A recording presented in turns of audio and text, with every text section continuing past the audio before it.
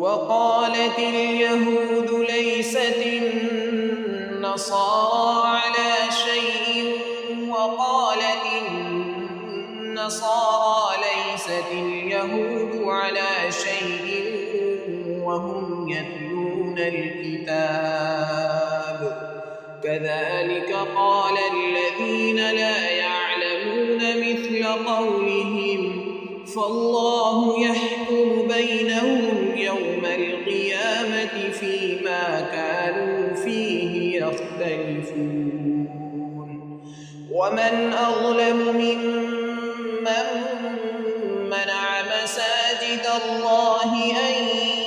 يذكر فيها اسمه وسعى في خرابها أولئك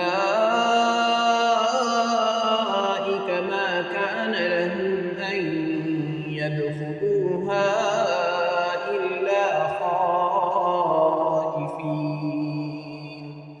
لهم في الدنيا خزي ولهم في الآخرة عذاب عظيم ولله المشرق والمغرب فأينما تولوا فثم وجه الله إن الله واسع عليم وقالوا اتخذ الله ولدا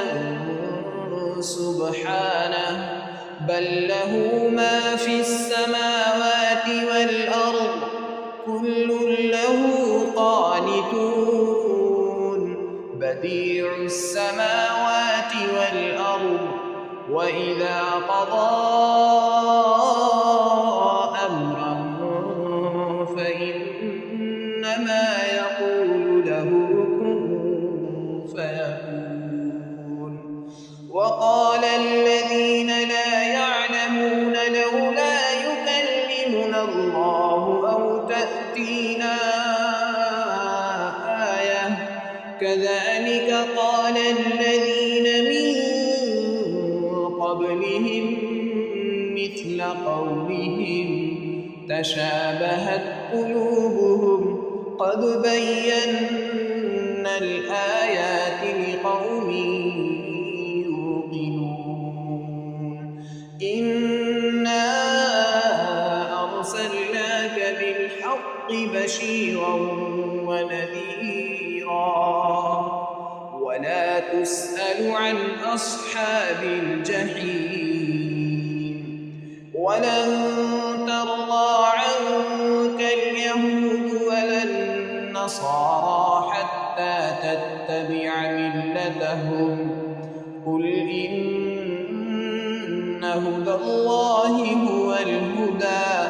ولئن اتبعت أهواءهم بعد الذي جاءك من العلم ما لك من الله من ولي ولا نصير